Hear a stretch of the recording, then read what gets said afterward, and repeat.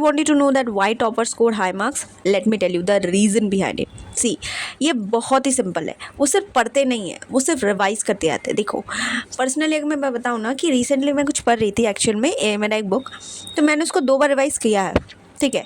उस बाद मेरे खुद में एक मतलब तब भी कॉन्फिडेंस नहीं आ रहा है, ठीक है.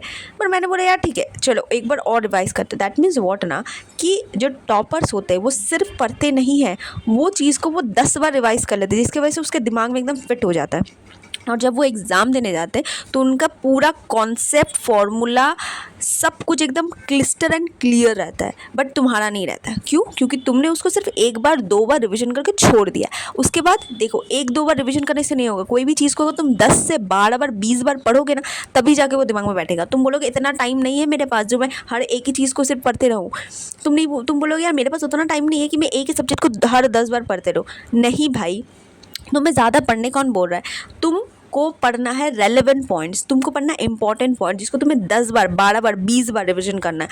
And this is the only mantra you really need to follow. अगर तुम किसी के पास भी चले जाओ ना, कोई भी एजुकेटर के पास चले जाओ, कोई भी ट्यूटर के पास चले जाओ, कोई भी टॉपर के पास चला जाओ, वो सिर्फ तुम्हें एक ही चीज़ बोलेगा, revision matters more than what you study.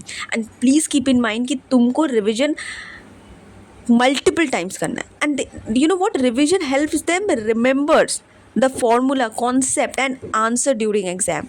And if you revise those things na 10 times 15 times, so that will ultimately set in your mind. मैंने क्लास 12th में कुछ पढ़ा था, अभी भी याद है. क्यों? क्योंकि मैंने उसको इतने बार रिवाइज़ किया था कि दिमाग में रह गया. बट एक चीज़ और बताती हूँ कि तुम क्या सोचते हो कि यार रिवीजन मतलब क्या होता है, एक ही बार को रटे जा रहे. रटना नहीं होता है. रिवीजन का मतलब ये नहीं कि आप एक डेफिनेशन को ले लिया, फिर एक पूरा क्वेश्चन को ले लिया, उसको रटे जा रहे. नो, एक टॉपिक होता है. रिवीजन मतलब सिर्फ एक क्वेश्चन को रिवाइज़ करना नहीं होता है, पूरे के पूरे एक चैप्टर को रिवाइज़ करना होता है. और वो कैसे करना होता है? सिर्फ इंपॉर्टेंट पॉइंट्स को. मैंने आपको बताया कि कैसे चीज़ों को मेमोराइज़ करना है, क्या ट्रिक है, कैसे एक्चुअल में सारी चीज़ों को इतने थ्योरी पार्ट को मैनेज करना है आपको.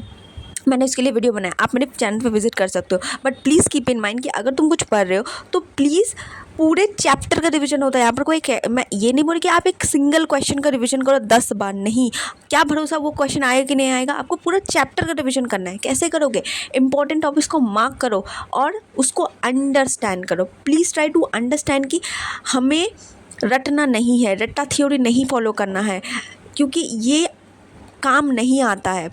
कि जैसे समझो कि जो डॉक्टर्स होते हैं, जो नीट वगैरह का एग्ज़ाम देते हैं, वो क्या रटते हैं वो सारी चीज़ों को? नहीं, क्योंकि वो जो आज पढ़ रहे हैं ना, वो उनका फ्यूचर में काम आने वाला है. वो जब काम करेंगे तो ऑफकोर्स वो सारी चीज़ें उनकी काम आने वाली. तो अगर वो वहाँ पर रट्टा थ्योरी लगाएंगे तो वो कभी ज़िंदगी में एक अच्छे डॉक्टर नहीं बन पाएंगे. क्योंकि कितने दिन तक याद रहेगा यार कोई भी चीज़ को रटे हो तुम. तो प्लीज़ कीप इन माइंड कि तुमको रटना नहीं है. Continuously practice, continuously revision, nothing else. तुम कम पढ़ो but try to revise more than what you study. कोई नई चीज़ में जाने से पहले पुरानी चीज़ों को रिवाइज करो, then go for the next. Please keep in mind that. And this is the only मतलब you really need to follow that.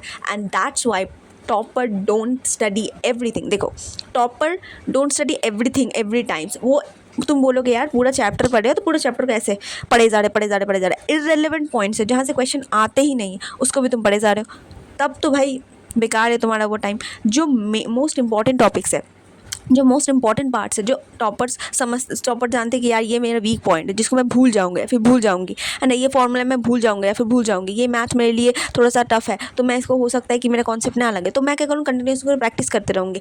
तो दैट मीन्स वॉट ना कि जो वीक पॉइंट है उसको वो मल्टीपल टाइम्स करते हैं और जो इंपॉर्टेंट टॉपिक्स उसको मल्टीपल टाइम रिविजन करते हैं. And that you also really need to do that. If you don't doing that you are in a blind path.